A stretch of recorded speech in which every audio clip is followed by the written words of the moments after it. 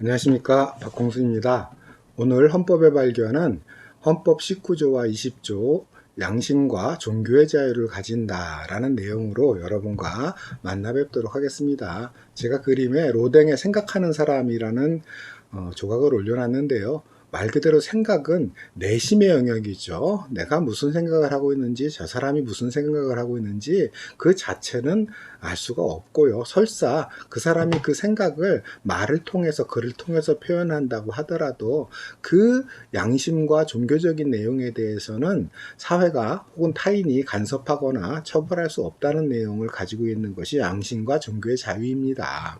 자, 이와 관련해서 먼저 헌법 조항을 살펴볼까요? 헌법 19조에서는 모든 국민은 양심의 자유를 가진다라고 하고 있고요.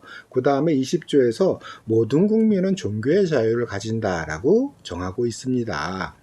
자, 그러면 여기서 양심의 자유라는 것이 뭐냐? 이와 관련해서 헌법재판소 2002년 판결 내용을 보면은 이렇게 양심을 규정하고 있습니다. 양심에는 세계관, 인생관, 주의, 신조는 물론이거니와 인격 형성에 관련된 가치라든가 윤리적 판단도 포함된다라고 규정함으로써 막연해 보이는 양심을 몇 가지 요소로 구별해서 얘기하고 있습니다. 그럼 먼저 우리 헌법재판소가 정하고 있는 양심 내용을 한번 의미를 살펴볼 텐데요. 세계관이라는 건 말 그대로 사회가 아닙니다. 내가 이 사회를 어떻게 바라보느냐, 사회에 대한 관점 혹은 세상에 대한 관점을 말하는 거고요. 인생관은 말 그대로 어떻게 내가 살아가야 되는지 삶의 방식이라든가 삶의 방향이라든가 뭐 이런 거에 대한 것을 의미하는 거죠. 여기서 또 주의와 신조도 살펴볼 필요가 있는데 주의, 신조 그러면 대표적인 게 체제와 관련된 이념 혹은 국가와 관련된 이념, 우리가 흔히 뭐 자본주의, 사회주의 뭐 여러 가지 이념에 대해서 얘기하잖아요. 내가 어떤 이념을 갖고 어떤 말을 하늘든 그것에 대해서는 간섭하거나 제재할 수 없다라는 내용을 포함하고 있는 거고요.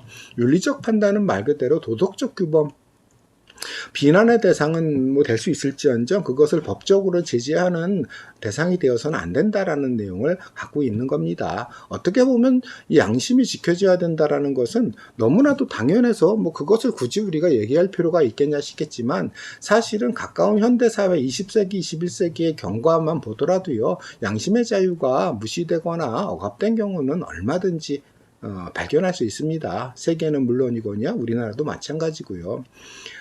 사실 20세기는 그 전체를 통해서 냉전이 지배했던 시기잖아요. 미국을 중심으로 한 자본주의 진영과 소련을 중심으로 한 사회주의 진영이 냉전 체제 속에서 거의 한 세기를 보내면서 사실은 이념에 대한 간섭과 제재, 억압, 탄압이 줄을 이었었죠. 대표적인 게 1950년대 초중반까지 몇 년 동안 이끌었던 메카시즘의 광풍은 아마 여러분들이 기억하고 있을 겁니다.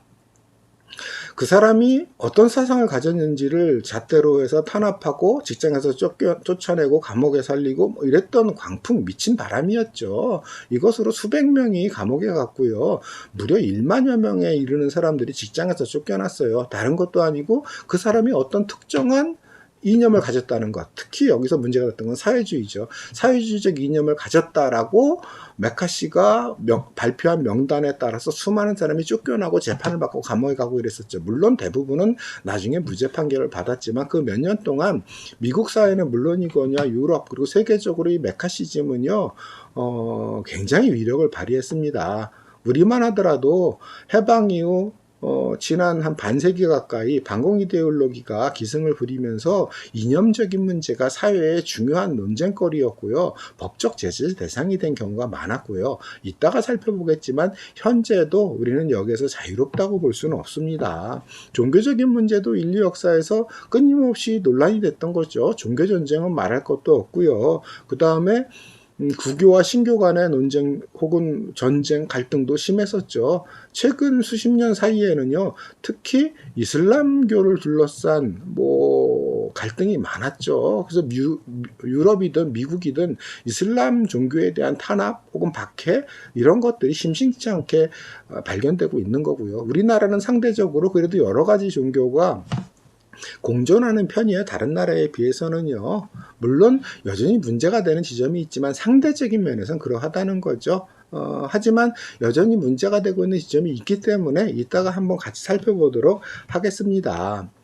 20세기 이전에 근대에서 현대로 넘어오면서 양심의 자유와 관련해서 가장 대표적인 사건을 꼽으라고 하면은 드레피스 사건입니다. 프랑스에서 군사 기밀이 누설되는 사태가 벌어져요. 문서가 발견된 거죠. 그럼 누가 범인이냐? 이것을 놓고 조사를 하는데 너무도 증거도 없이 쉽게 유대인 출신인 드레피스라는 초급 장교를 범인으로 지목하게 돼요. 당시 프랑스에서는 반독 혹은 반유대주의 이데올로기가 아주 국민적으로 팽배해 있을 때거든요. 그런 국민적 감정에 편승해서 바로 유대인이 범인이다 지목하고 재판이 시작이 돼요. 당연히 재판에서 검사 측은 여러 가지 증거를 조작했고요. 뚜렷한 증거라는 게 없이 말도 안 되는 필체도 조작해가지고 유죄 판결을 내리고 종신형을 내리게 돼요. 그리고 재판이 끝나기도 전인데 군대 내에서는 일종의 강등식, 계급장을 다 떼어버리는 행위를 합니다. 그림에 실어놓은 드레피스 불명의 강등식 그걸 보여주는 내 계급장 떼어내고 그가 갖고 있던 칼을 부러뜨리고 전 국민 앞에서 모욕을 줌으로써 국민적인 어떤 편견? 이것을 부채질하는 것으로 작용을 했었죠. 그런데요, 얼마 있다가 감옥에 사는 동안에 진범이 드러나게 돼요. 그 진범이라는 증거까지도 드러나요. 이것을 조사했던 군 관계자가 여기 진범이 따로 있다.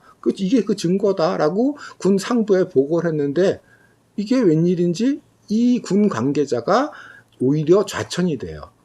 그리고 진범이라는 증거가 분명한 그 사람은 군사재판에서 무죄 판결이 나요. 그만큼 유대인에 대한 어떤 편견이 여전히 강고하게 자리를 잡은 것이고 당시 프랑스 사회에서의 압도적인 의견도 이 반유대주의 여론의 근거에서 그대로 드레피스를 그냥 죄인으로 만들어 버렸던 거죠.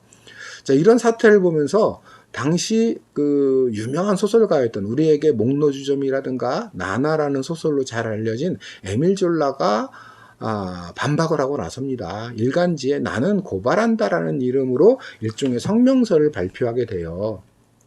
그 성명서 내용을 보면 드레피스는 무죄다. 오히려 진실을 덮는 프랑스 정부와 군이야말로 범죄 집단이다.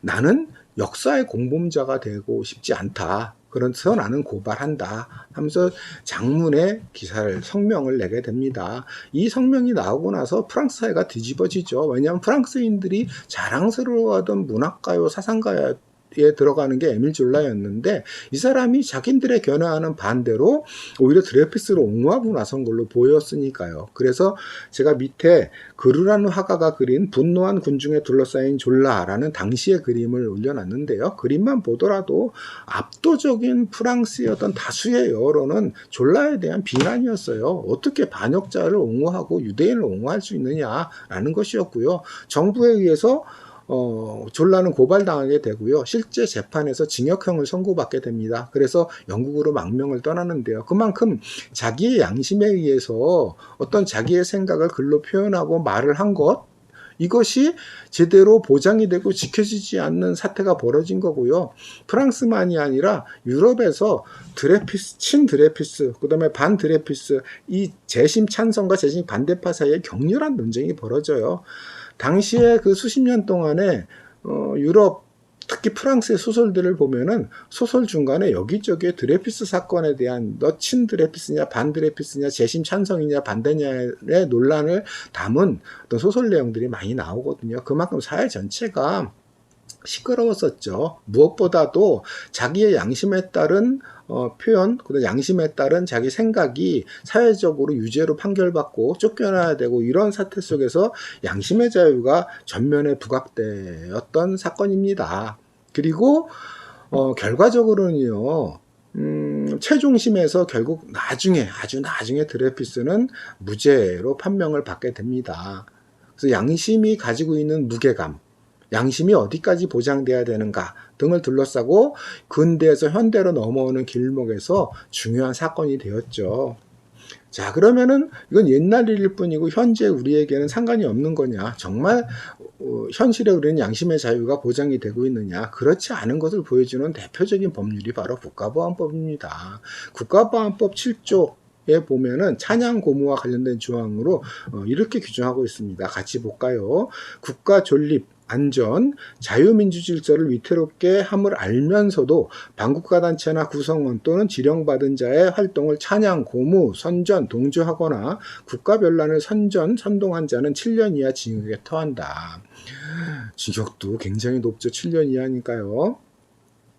자, 그런데 여기서요, 우리가 생각해 봐야 될 것은 이 국가보안법은요, 지난 수십 년간 유엔 인권이사회, 우리나라도 속해 있죠. 그 다음에 국제 엠네스티, 세계적인 인권기구죠. 여기에서 끊임없이 반복적으로 이 국가보안법은 양심의 자유를 침해하는 대표적인 악법이기 때문에 폐지하라고 우리나라 정부에 끊임없이 권고했어요. 그런데 우리나라 정부에서는 이걸 듣지 않고 지금까지도 유지가 되고 있는 거죠. 내용을 보면은요, 국가존립과 안전, 자유민주 질서를 위태롭게 함을 알면서, 요게 굉장히 우스운 규정이에요. 알면서도. 너 알고 있지 않았냐? 이런 거예요. 말 그대로 안다는 거는 내면적인 영역이잖아요. 법이라는 건 그 사람이 행한 구체적인 행위의 결과에 대해서 처벌하거나 제재하거나 하는 게 법이잖아요. 그런데 이 국가보안법은 알면서도라는 조항이 들어가요.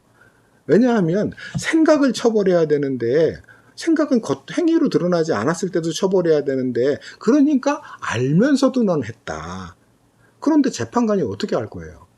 내가 그런 생각을 했는지 안 했는지, 다르게 생각하는지, 혹은 이것을 어떻게 알 거예요? 그것을 법적으로 넌 알고 있었어 분명히, 이렇게 생각 자체에 대해서 판정을 내리는 조항이 들어가 있어요. 그만큼 국가보안법이라는 게 구체적인 폭력행위가 없어도 생각 그 자체만으로도 처벌할 수 있는 조항이라는 걸 어거지로 넣은 거라고 볼 수 있겠죠. 그걸 어떻게 판별합니까? 그리고 그걸 말로 표현하는 행위, 일단 내심에 그 사람이 어떤 생각을 가지고 있는가를 법적으로 판별하겠다라는 자체가 근대 법 정신에서 완전히 벗어나 있는 황당한 발상이고요. 그리고 또 하나는 선전, 동조, 뭐 이런 말을 표현을 했다. 이것이 탄압 혹은 유죄 판결의 대상이 됩니다. 그런 점에서 아까 우리가 봤던 드레이피스 사건이라든가 에밀 줄라를 떠올릴 수밖에 없는 거죠. 그 사람이 어떤 말을 했다는 이유로, 어떤 생각을 가졌다는 이유로 처벌할 수 없다는 것은 이미 100년 전에 드레이피스 사건을 통해서 인류에게 어떤 교훈으로 자리 잡았지만 우리에게는 여전히 아직도 처벌 대상이 되고 있다라는 것이고요. 지난 수십 년 동안 우리 역사를 보면은 권위주의 정부에서는 아주 강력하게 국가보안법의 존치, 유지를 주장을 했었고요. 민주주의나 개혁을 주장한 정부에서도 사실은 소극적이었어요. 먼저 김대중 정부 하에서, 김대중 후보 시절에는 강력하게 폐지 주장을 했었죠. 국가보안법 폐지해야 된다고 생각했지만 당선 후에는 폐지를 부인했어요. 그리고 김대중 정부 하에서 국가보안법으로 1000명이 넘는 사람이 구속이 됐었고요. 그 다음에 노무현 정부 하에서도 노무현 후보 시절에는 아예 낡은 유물을 칼집에 넣어서 박물관으로 보내야 된다라고 말했어요. 국가보안법을 박물관으로 보내라. 역사에만 기록되게 해라. 없애야 된다는 거죠. 하지만 당선 후에는 흐지부지가 됐고요. 노무현 정부에서도 179명이 국가보안법으로 구속이 됐고요. 그리고 현재 정부에서는 조금 더 그것보다는 소극적이었어요. 그 이전에 노무현, 김대중 정부에서는 후보 시절에 국가보안법 폐지를 주장했다면은 지금 후보 시절에 개정을 요구했었어요. 특히 찬양고무죄, 우리가 봤던 7조가 바로 찬양고무죄거든요. 이것을 개정해야 된다. 알면서도라든가 뭐 고무하고 선전하고 동조하고 뭐 이런 것들을 분명히 해야 된다. 라는 점에서 개정의 필요성을 제기했는데 그렇게 소극적으로 바뀌었는데도 불구하고 아직도 개정되고 있지 않죠. 예전에 국가보안법 그대로 우리는 살아가고 있어서 언제든지 그 올가무에 걸릴 수 있는, 즉 어떤 생각을 한다는 이유로, 어떤 말을 한다는 이유로 탄압을 받을 수 있는 여지가 여전합니다. 밀은 자유론에서 이런 양심, 사상, 사색, 도덕, 신화, 뭐 이런 신학 등에 대한 생각이나 의견은 절대적 자유라고 그랬거든요. 절대적 자유라는 것은 어떤 이유로도 침해받을 수 없다는 것인데 우리는 사실은 일상적으로 침해받을 가능성을 가지고 있는 것이 국가보안법이다. 또한 국가보안법은요, 또 양심의 자유는요, 자기 생각을 말하는 자유만이 아니라 말하지 않을 자유까지 포함하고 있어요.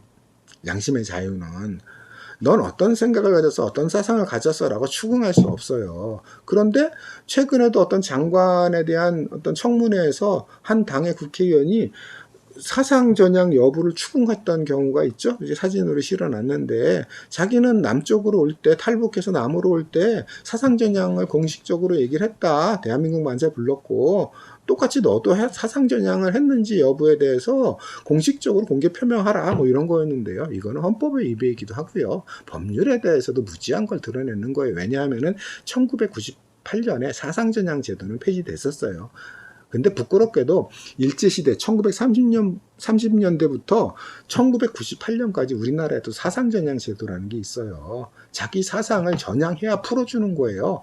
형기가 다 끝내도 안 풀어주는 거예요. 사상전향하지 않으면. 우리는 왜 넬슨 만델라 남아공의 넬슨 만델라를 27년간 감옥에 있었다는 이유로 세계 최장의 장기수라고 표현하잖아요. 아니에요. 우리나라에는 사상전향을 하지 않았다는 이유로 감옥에 그대로 가둬두어서 40년 내외를 살았던 사람들이 꽤 많아요. 세계 최장의 장기수는 한국에 여러 명 있어요. 그 근거가 바로 사상전향 제도였죠.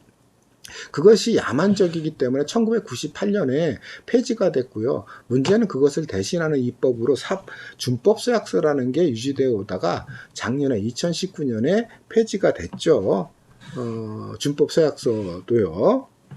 그러니까 최근까지도 이렇게 자기의 사상을 공개적으로 표명하고 변했다는 거를 문서로 남겨야 되고 뭐 이런 법을 가지고 있을 정도로 자기 양심에 따라서 무언가를 표명하지 않을 자유도 보장되지 않는 것이 최근까지 있었다. 그리고 그 모법이 되는 어떻게 보면은 그 근거법이죠. 국가보안법은 여전히 우리 주변에서 이렇게 우리를 주시하고 있다라는 생각을 할 수 있고요. 그 다음에 종교 자유와 관련해서는요.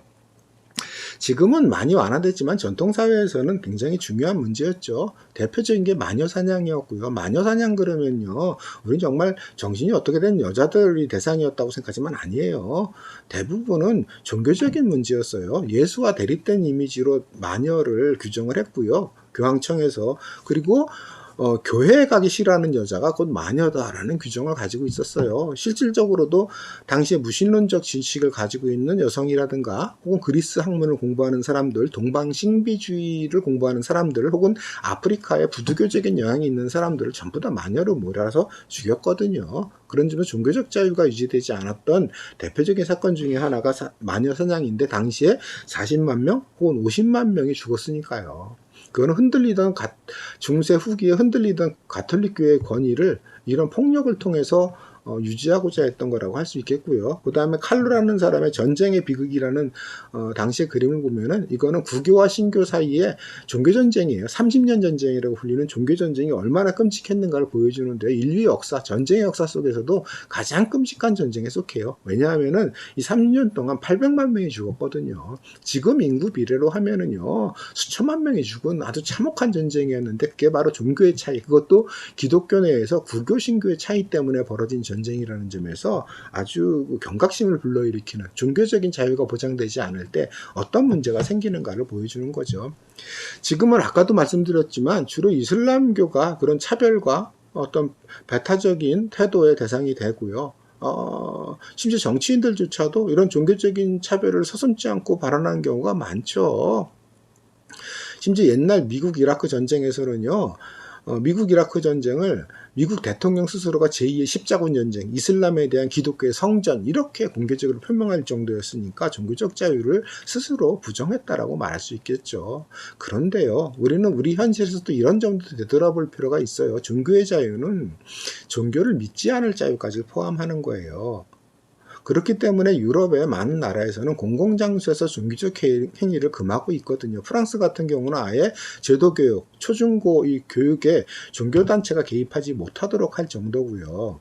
그런데 우리는 가만 보면은 광화문 광장이나 이런 공공장소에서 대규모 종교 집회를 하는 경우가 꽤 많아요. 그러면 그 광장을 지나가는 사람 중에는 종교를 믿지 않는 사람들도 많거든요. 종교에 대해서 듣고 싫어하는 사람들도 많지만 강제로 들어야 돼요. 왜냐하면 공공장소에서 대규모 집회를 하기 때문에, 그것도 자주 하기 때문에 끊임없이 종교적인 메시지를 들어야 된단 말이에요.